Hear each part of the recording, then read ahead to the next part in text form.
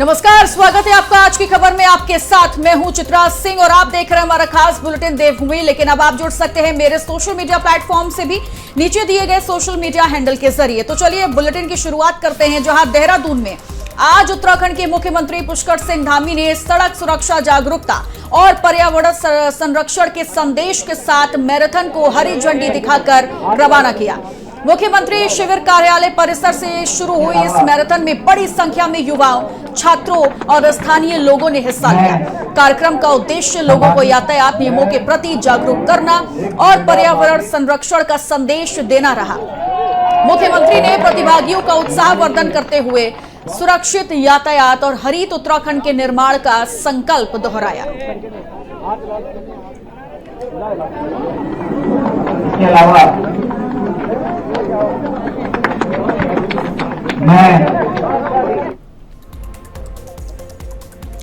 उत्तराखंड की धामी सरकार के 4 साल पूरे होने के उपलक्ष्य में 7 मार्च को हरिद्वार में एक भव्य कार्यक्रम का आयोजन किया जाना है। सरकार और संगठन की ओर से इस कार्यक्रम को ऐतिहासिक बनाने की तैयारियां तेज कर दी गई हैं। कार्यक्रम में देश के केंद्रीय गृह मंत्री अमित शाह मुख्य अतिथि के रूप में शामिल होंगे। अमित शाह के दौरे को लेकर मुख्यमंत्री पुष्कर सिंह धामी ने कहा कि पिछले 4 सालों में सरकार ने विकास और जन कल्याण के लिए कई कार्य किए हैं और हर वर्ग के उत्थान के लिए योजनाएं शुरू की गई। चुनाव में 1 साल शेष है, इसलिए 1 वर्षीय योजना पर काम करना जरूरी है। 4 सालों में सरकार के द्वारा जो अनेक विकास के काम किए गए, जन कल्याण के काम किए गए हैं और हर वर्ग के उत्थान के लिए, चाहे महिला हो, युवा हो, गरीब हो, हमारे अनुसूचित वर्ग के लोग हों, सैनिक हो, किसान भाई हों, सबके लिए अलग योजनाएं राज्य के अंदर की गई हैं और हर एक जनपद जहाँ जिसकी संभावनाएं हैं उसके अनुसार सरकार ने योजनाओं को आगे बढ़ाया है। और आगे अभी 1 साल चूंकि चुनाव तक का अभी शेष है, अगले 1 साल की योजना उस पर काम होना है और अभी 5 सालों की योजना पर काम होना है। तो उसके लिए एक बड़ा कार्यक्रम प्रदेश भर के लोग सम्मिलित होंगे, आगे की और रूपरेखा बनाई। देहरादून में आज बार काउंसिल ऑफ उत्तराखंड के चुनाव के लिए मतदान जारी है। प्रदेश के सभी बार एसोसिएशंस में सुबह से ही वोटिंग की प्रक्रिया शुरू हो चुकी है। राज्य भर के अधिवक्ता बढ़ चढ़कर अपने मताधिकार का प्रयोग कर रहे हैं। मतदान केंद्रों पर वकीलों की लगातार आवाजाही देखी जा रही है और कई जगहों पर अच्छी खासी भीड़ भी नजर आ रही है। चुनाव को लेकर अधिवक्ताओं में खासा उत्साह है। बार काउंसिल की नई टीम के चयन के लिए आज का दिन अहम है। मतदान शांतिपूर्ण ढंग से जारी है।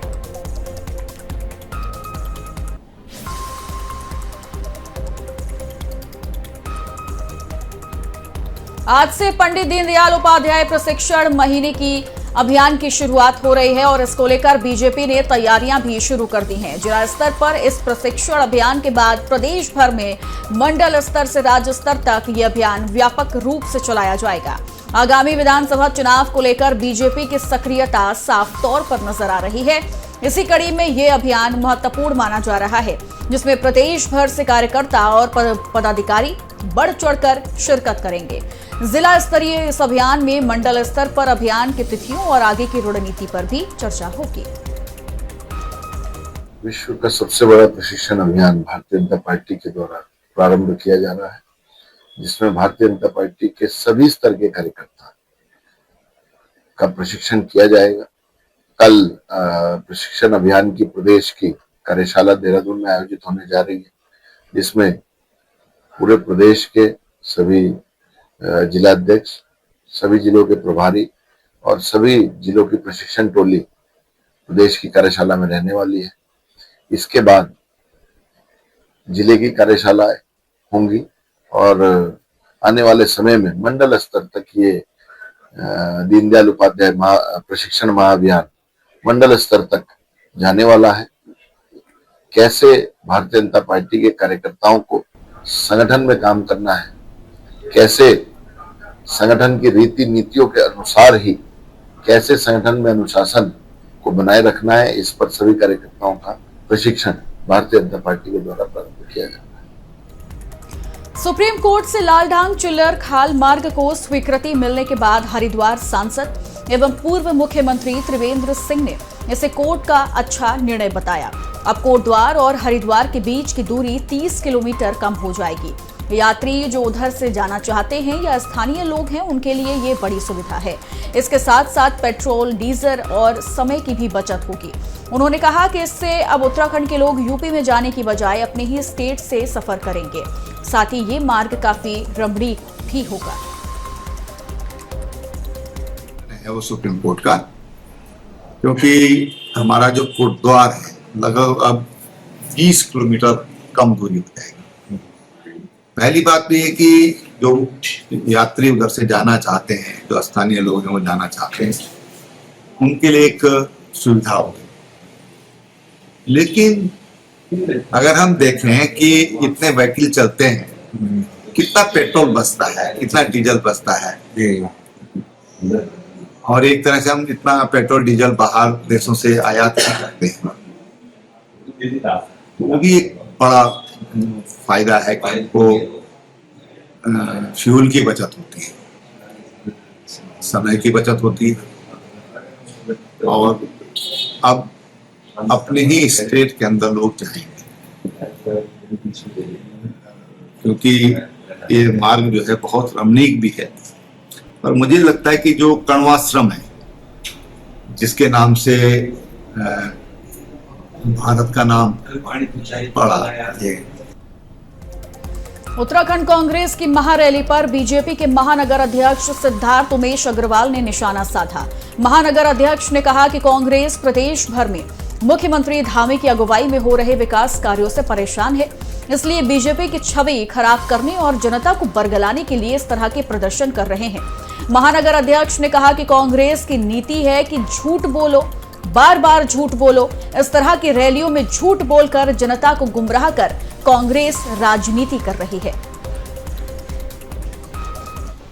देखिए, प्रदर्शन तो वही है कि झूठ बोलो, जोर जोर से बोलो और बार बार बोलो, और तब तक बोलते रहो जब तक वो झूठ को हम सच मनवाने की कोशिश जितनी की जाए उतनी करो।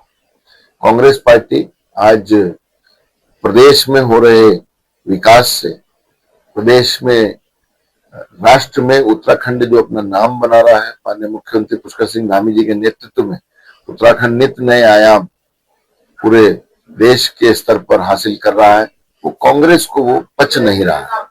कांग्रेस को यह समझ में नहीं आ रहा है कि उत्तराखंड की बदलती हुई दशा, माननीय पुष्कर सिंह धामी जी के करिश्माई नेतृत्व में उत्तराखंड हर फील्ड में आगे बढ़ रहा है।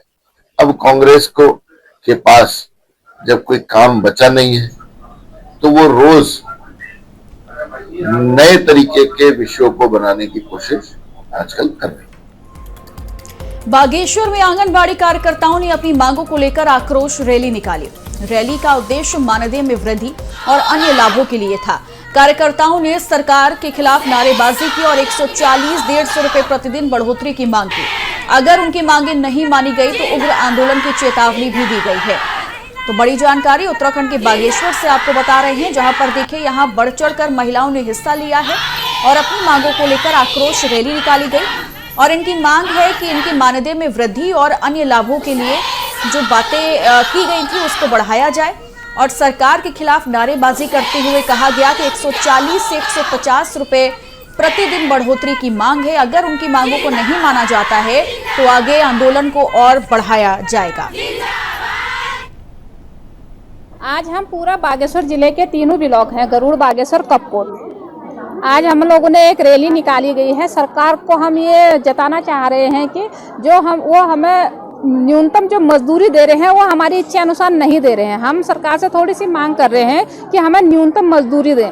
जो आजकल मनरेगा में भी जो काम कर रहे हैं, पर डे का कितनी मजदूरी ले रहे हैं, वो हम लोगों को तो जीने लायक भी नहीं दिया जा रहा है। सरकार के द्वारा हम बार बार एक ही चिताया जा रहा है कि उन्हें कि हमारे जीने लायक हमें मानदेय दिया जाए। आंगनबाड़ी वालों की जहाँ बात है, आंगनबाड़ी वालों की सभी मांगे जायज़ हैं। मैं तो केवल और केवल उनसे कहना चाहता हूँ, धामी जी से, कि धामी जी बहुत छोटी, बहुत मतलब साधारण, छोटी नहीं कहा जाए, बहुत साधारण मांग जो है उनकी है। साधारण मांग में क्या है कि 150 रुपया प्रतिदिन की मजदूरी बढ़ाना, इसमें कोई बड़ा विषय नहीं है। 150 रुपये प्रतिदिन की मजदूरी बहुत आसानी से आंगनबाड़ी कार्यकर्ताओं की बढ़ाई जा सकती, कार्यकर्तियों की बढ़ाई जा सकती है। और क्योंकि आप हमेशा दावा करते हो कि खनन से इस बार हमको फर्स्ट नंबर का प्राइज भी मिला है और ज़्यादा, सबसे ज़्यादा पूरे भारतवर्ष में खनन से सबसे ज़्यादा आय उत्तराखंड प्रदेश को हुई है। और इसी खबर पर तमाम जानकारी देने के लिए हमारे सहयोगी आशीष डोभाल हमारे साथ जुड़ गए हैं। आशीष, आंगनवाड़ी कार्यकर्ताओं की ओर से प्रदर्शन, नारेबाजी की जा रही है सरकार के खिलाफ, अब तक कोई निष्कर्ष निकल पाया क्या? बिल्कुल, आंगनबाड़ी कार्यकर्तियां और जो कार्यकर्ता हैं वो तमाम पहले से ही आंदोलनरत हैं और कुछ दिन पहले देहरादून में उन्होंने प्रदेश स्तरीय जो है प्रदर्शन किया था। उस दौरान उन्हें आश्वासन दिया गया था कि जल्द ही उनकी मांगे पूरी कर दी जाएंगी, लेकिन लंबा समय होने के बाद भी उनका जो मानदेय वृद्धि का एक मांग है और कम से कम 150 रुपए पर डे बढ़ाने की जो बात की जा रही है, वो उनकी मांग है। सिर्फ मानदेय बढ़ाने की मांग और अन्य जो लाभ दिए जाते हैं वो कि उसकी मांग वो कर रहे हैं, लेकिन सरकार उनकी तरफ ध्यान नहीं दे रही है। जो उनको पहले से जो मानदेय मिल रहा था, जिस हिसाब से आपने अभी भी सुना कि किस तरीके से अपनी व्यथा सभी आंगनबाड़ी कार्यकर्तियां बता रही है कि उन्हें मनरेगा की मजदूरी से भी कम जो है पैसा सरकार दे रही है। तो उनकी एक सूत्रीय मांग है कि उनका मानदेय बढ़ाया जाए ताकि वो अपना जो है सही से जीवन यापन कर सके। और बागेश्वर में इसको लेकर एक बड़ा आंदोलन जो है देखने को मिला है और आने वाले समय में अन्य जिलों में भी ये आंदोलन हो सकता है अगर सरकार उनकी मांगों पर कोई कार्रवाई नहीं करती है। तो कहीं ना कहीं प्रदेश स्तर पर भी ये बड़ा आंदोलन आंगनबाड़ी कार्यकर्तियां कर सकती हैं। ठीक है आशीष, लेकिन सवाल ये भी जायज होगा क्योंकि कोई भी नारेबाजी या प्रदर्शन से पहले कहते हैं कि चर्चा भी होना बहुत जरूरी है। अगर आंगनबाड़ी कार्यकर्तियों की कोई मांग रही है तो इस पर क्या इससे पहले कोई चर्चा हुई, सरकार के साथ में कोई बातचीत हुई है कि वो क्या चाहती हैं, मानदेय को बढ़ाना जरूरी है, इस विषय में कोई बातचीत इससे पहले, प्रदर्शन से पहले हो पाई थी?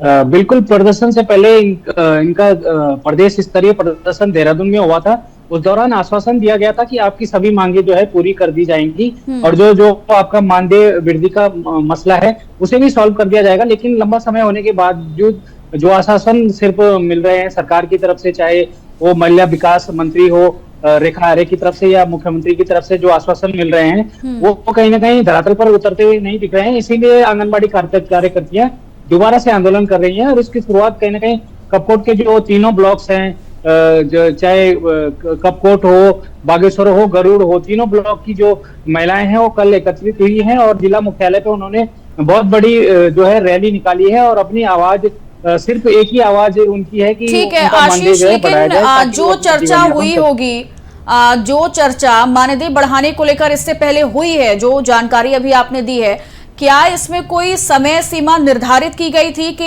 इतने समय से पहले मानदेय को बढ़ा दिया जाएगा? जी नहीं, ऐसा कुछ नहीं, समय सीमा नहीं थी, लेकिन आश्वासन दिया गया था इनको। जो इनका प्रत्यावेदन था उस पर आश्वासन मिला था कि आपका जो मानदेय है वो बढ़ा दिया जाएगा, लेकिन लंबा समय बीतने के बाद भी उसमें कोई कार्रवाई नहीं की जा रही है, जिसके कारण आंगनबाड़ी कार्यकर्तियां फिर से जो है आंदोलन करने को जो है सड़क पर उतरी है। ठीक है, बहुत बहुत शुक्रिया आशीष आपका तमाम जानकारी के लिए।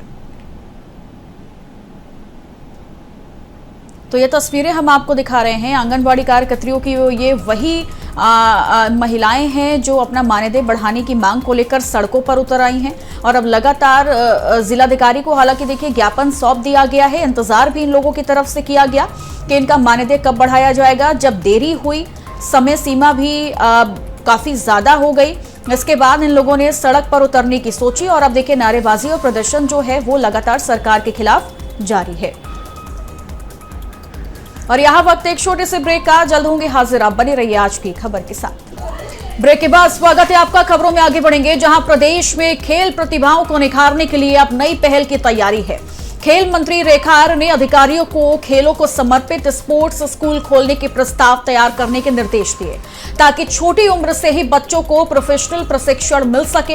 इसके साथ ही एक जनपद एक खेल योजना को आगे बढ़ाने और फिट उत्तराखंड ऐप के जरिए खिलाड़ियों को ऑनलाइन कोचिंग देने की व्यवस्था पर भी जोर दिया गया। इसके अलावा समीक्षा बैठक में मंत्री ने कहा कि उत्तराखंड को खेल भूमि बनाने के लिए नई सोच के साथ काम करना होगा।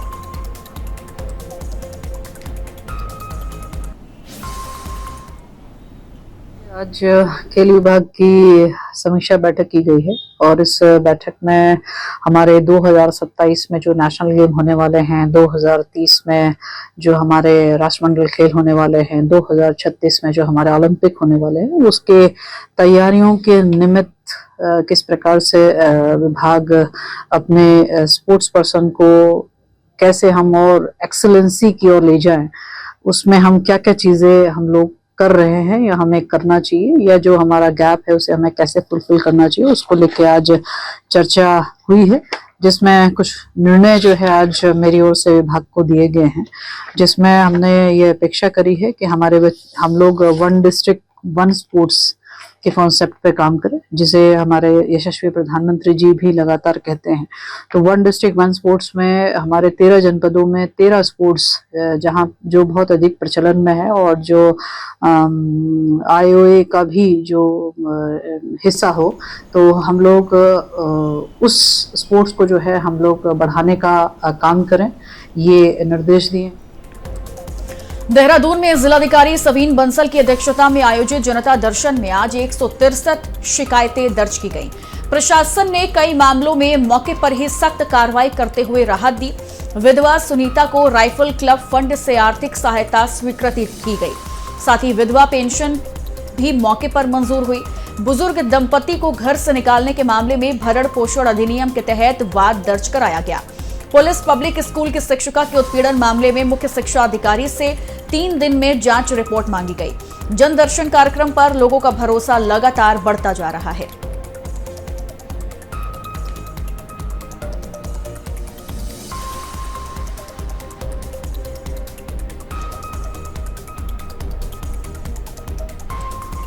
तो जनदर्शन कार्यक्रम पर देखिए कई लोग अपनी शिकायतों को लेकर यहां पहुंचे और सभी की शिकायतों को बड़े विस्तार से सुना गया।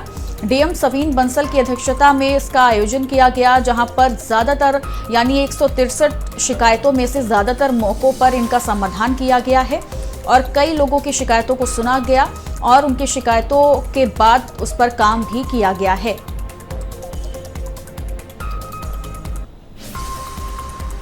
दून में इस वक्त पुलिस एक्शन मोड में नजर आ रही है। आपको बता दें कि अपराधों पर प्रभावी अंकुश लगाने और आमजन में सुरक्षा का विश्वास बढ़ाने के लिए जनपद में 20 चेकिंग पॉइंट निर्धारित किए गए। चिन्हित किए गए स्थानों पर पुलिस द्वारा बैरियर लगाते हुए लगातार सघन चेकिंग अभियान सुनिश्चित की जाएगी। तो देखिए, हर पॉइंट पर पुलिस की विजिबिलिटी को बढ़ाया जाएगा। संदिग्ध व्यक्ति से लेकर वाहनों की भी जानकारी दी जाएगी और तुरंत कंट्रोल करने की बात भी सामने आई है। लापरवाही पर संबंधित पुलिस कर्मी के साथ थाना प्रभारी पर भी कार्रवाई हो सकती है। और अब देखिए, दून पुलिस एक्शन मोड में है। तस्वीरें भी आपको हम दिखा रहे हैं, जहां 20 चेकिंग पॉइंट को चिन्हित किया गया और ये तस्वीरें अलग अलग जगह से दिन रात समय बदलकर सघन चेकिंग के निर्देश दिए गए हैं और हर पॉइंट पर पुलिस की विजिबिलिटी को भी बढ़ाने के निर्देश दिए गए।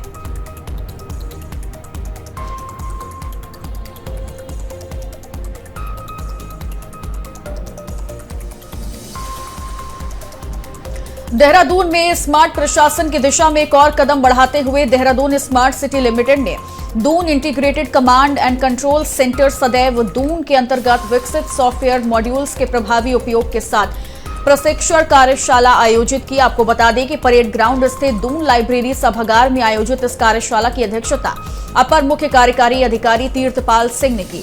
कार्यशाला में governance, GIS, document management system, solid waste management के साथ कई स्मार्ट मॉड्यूल्स के उपयोग की विस्तृत जानकारी दी गई।